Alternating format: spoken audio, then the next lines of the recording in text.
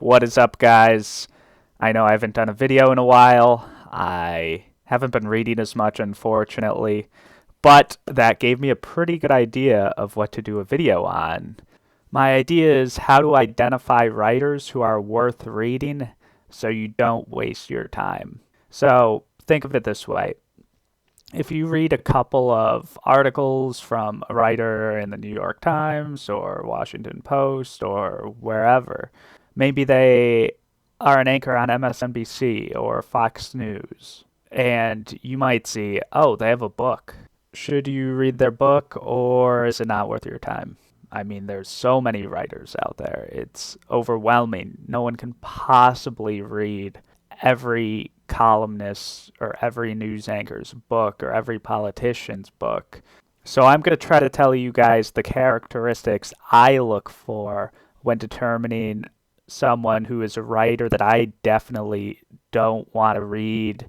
And this video is targeted towards people who are less politically knowledgeable, maybe, than they're sort of apolitical, but they don't really know where to dive in and they want to read some nonfiction, maybe about politics, maybe, about reporting or journalism or something. In addition to books, this definitely can be applied to news articles, TV news shows. This is basically intended to try to steer you in the right direction, or at least a direction that makes sense. So I'm going to give you guys 5 things that I look for, and a lot of it will actually be targeted towards things to avoid when reading centrists. They definitely, all these things apply to people on the left and the right, and center left, center right, whatever political ideology or economic ideology or worldview. But why I'm focusing on the center is because people use like the fact that they're in the center as kind of just armor against everything. They'll be like, well, people on the... Is this left? Yes, wow. They'll be like, people on the left and the right are attacking me. So like that means I'm probably right. But no, that's not what it means. In my experience, anyone who uses that argument against any argument at all for any reason is probably wrong or probably making a very dumb point. But since that point and that ideology way of thinking is so prevalent, I feel like I just should debunk it right away before I get into my list of 5. Here's one still from a CNN clip where they made Bernie Sanders look red/purple. And then there's this picture where they're using a picture of Bernie Sanders, as you can see, and they appear to have photoshopped blemishes on his head, or like, I don't know. I don't know what you'd call that, but it looks like they're trying to make him look like he has skin cancer. I bring this up because it just clearly and obviously debunks that sort of argument where if you're in the center, you must be right, or you're by definition right, or you're by definition doing the right thing or have the right ideology because there are people on your right and on your left, and like, well, you must have listened to both of them and you're in the center. But no, this is just radical. This is insane. This is childish. Without further ado, let's begin. Number 1, cherry picking polling data that corresponds to your ideology. So, let's say you're a centrist like Jennifer Rubin of the Washington Post. So that means you don't like people like Trump and you don't like people like Bernie Sanders. A poll that you might use would have Bernie Sanders at 10% in the primary, even though the Real Clear Politics average over the last year has never once had him under 14 points. But you're using an outlier on purpose to push your own political ideology. That's what Jennifer Rubin did in this recent article that I'll link.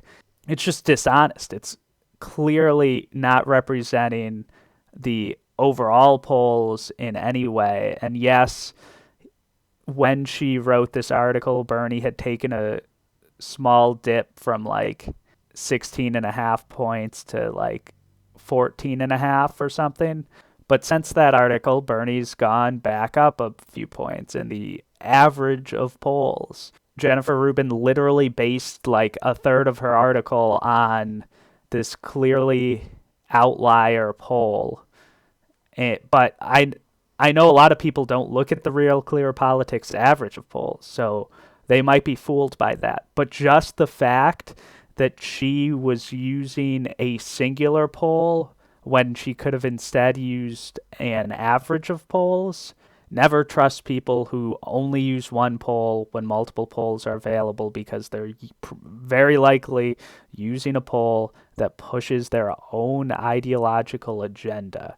And they're prioritizing their own ideological agenda over better polling data. And this, to be clear, is definitely not just a Jennifer Rubin problem. It's definitely not just a Washington Post problem. Number 2, fact check them at least a little bit. So either listen to them talk or read some of their work, and if they make a claim without really backing it up in any way, look into it. Here's an example. If someone says, well, I think people want a more centrist healthcare plan, you have to think, do they want a more centrist healthcare plan? Let's look at a poll on that. Or as we learned from point 1, let's look at a few polls on that. And I've got to keep my eye on the ball and not get too far off into the weeds on how much Americans like Medicare for all and how well it does in the polls and how it's usually above 60%, sometimes even above 70%, and even a majority of Republicans like Medicare for all. I digress. Just fact check these things. Let's say someone's arguing against Medicare for all and they say, yeah, it'll lead to higher wait times like it does in other countries. Well, look into that, because that's a fairly dubious claim. In other countries, necessary medical procedures actually have lower wait times. And I know it's not easy to fact check and it's time consuming and stuff, but you definitely don't want to read someone who is constantly spreading misinformation. Number 3, using or overusing terms that are not substantive, meaningless, and not controversial. For example, the term "Make America Great Again." That begs the question, well, when was America great? That's like the very cliche one that everyone thinks of, but you can apply that to a lot of other things as well. So, like, let's say someone's talking about free speech or like free speech on college campuses, and that also begs the question, well, what do you mean by free speech? Because obviously I can't say something that's like a direct threat of violence. There's like libel and slander laws, even though those are difficult to prove in court. But like, you can't incite violence. I can't go into my neighbor's house and start saying whatever I want, because property rights override the speech rights. So they can like kick me out or call the cops or whatever. I'm not allowed to go over there and do that. Things like that, like the Make America Great Again, if you like oppose those things, then they go to the defense of like, what, you don't want America to be great? Or like, what, you don't want like free speech? You don't support free speech? What's wrong with you? It just requires a bit more, either sometimes it's nuance, sometimes it's historical context. I'm having a hard time explaining this, aren't I? If you can't understand what I'm saying, just think about like a cliche political ad that doesn't really say anything, but it's like, this politician has good values, and it's like, our values like are so good, they'll be good for you, and they're good. They're just good. And they might use some synonyms for good as well. Number 4, read someone who is ideologically consistent. This one is tougher for people who you haven't read before. So if I read an article by someone who I've never read before, it's difficult for me to determine how ideologically consistent they've been over the years. But it's definitely something to keep in mind, and sometimes people can't even be ideologically consistent over the span of their own article or like their own chapter, and it's kind of hilarious.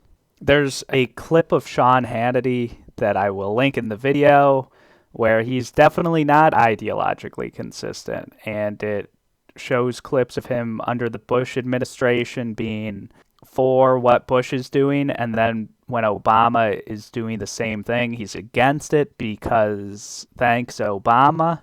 And there are definitely, people on MSNBC who do it in the opposite direction, who are play defense for the Democratic Party, or Fox is probably more obvious and egregious, but even a network like CNN now, we saw what they're doing to edit, normal clips of Bernie Sanders to make his face go from normal looking to purple, or make it look like he has skin cancer.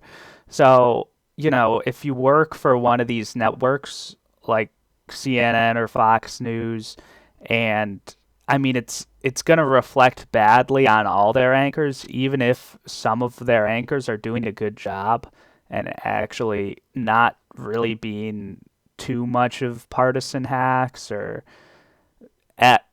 even if they are ideologically consistent. It's difficult. It's difficult when other people in your network, or maybe other people who write for your newspaper or your magazine, do this stuff. And in cases like that, you sometimes can judge person by person basis, but overall, it's tough to do that. And I will get to why right now. Number 5, who is funding that writer or organization? This is one of those points that is very obvious for things on particularly the right. I feel like people are like, oh, NRA TV. Well, they're probably going to be pro-gun rights, I would say.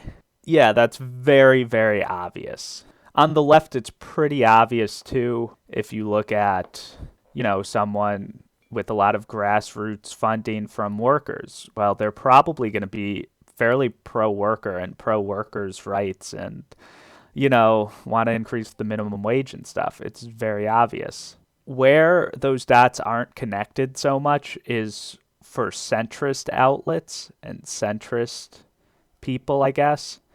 I think people kind of see them as above the fray, and they kind of try to portray, they say that they're above the fray, and that's how they portray themselves. They aren't, by definition, above the fray.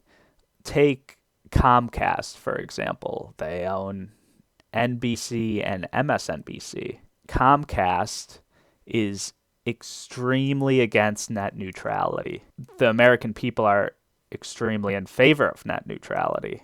So do you think that NBC or MSNBC will have fair coverage on net neutrality? It's unlikely. What actually happened is they just didn't talk about net neutrality at all, even as the FEC was trying to get rid of net neutrality. So that's everything, at least for now. There's obviously so many more things I can say.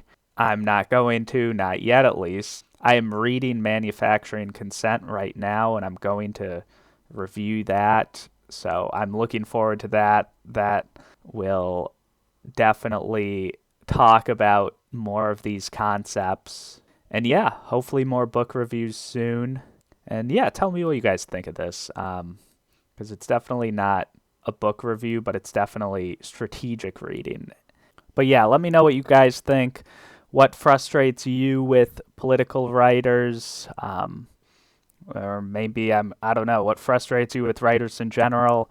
This is definitely a video that a lot of people have done about fantasy writers and stuff.